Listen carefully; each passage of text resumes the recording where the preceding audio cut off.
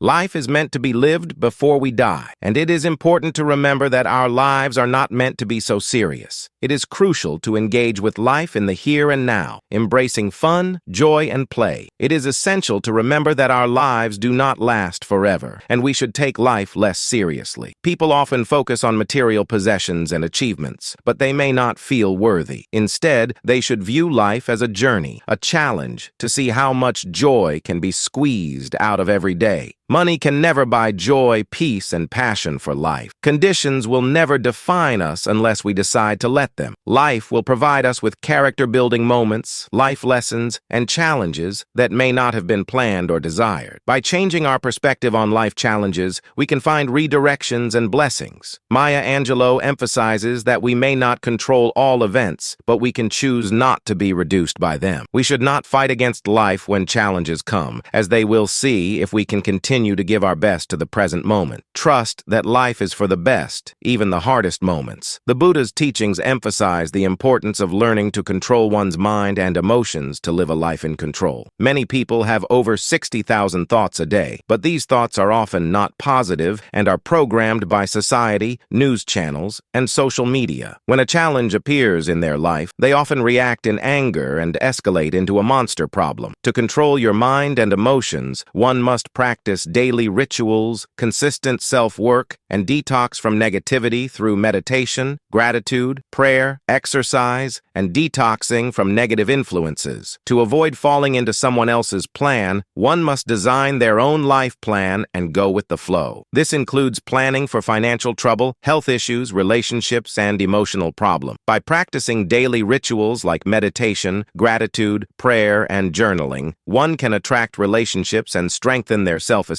When a challenge appears, it is essential to learn to dance in the rain, plan to get back on track, and not be afraid to let go of negativity. It is not necessary to please everyone, as everyone is different and vibrating on different levels. Instead, focus on making a positive difference in the lives of those who want to hear from you, rather than focusing on those who don't be yourself. The text emphasizes the importance of genuine happiness and not changing oneself to fit in with others.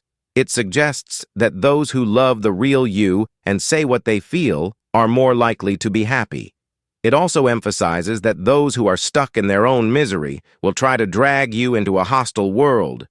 But if you remain true to yourself, committed to your well-being, peace, joy, and magic, you will eventually be able to help others.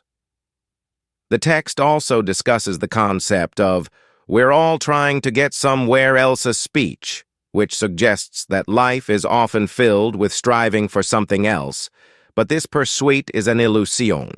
It suggests that the feeling of importance we seek is an illusion and that we should focus on what matters most, such as our feelings, without relying on external validation or validation from others.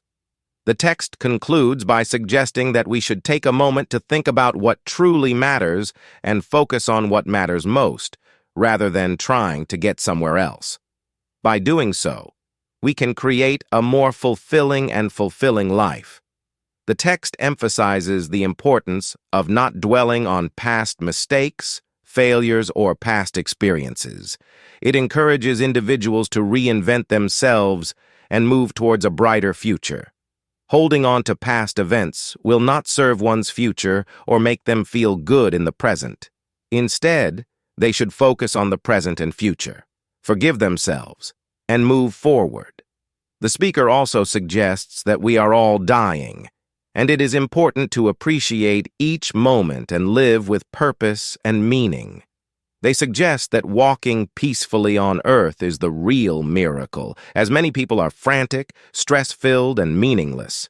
To live a joy-filled life, individuals should spend more time with themselves and others, practicing peace, love, and being the person they want to be. The text also encourages daily affirmations to bring positivity to life, such as searching for blessings, being grateful for life, and understanding their purpose. It is crucial to remember that we are all dying and should not carry the burden of hate, regret, or disappointment. In summary, the text encourages individuals to live their best life, embrace the present moment, and live with optimism, positivity, and joy. By doing so, they can become the person they want to be and live a fulfilling life in a loving universe.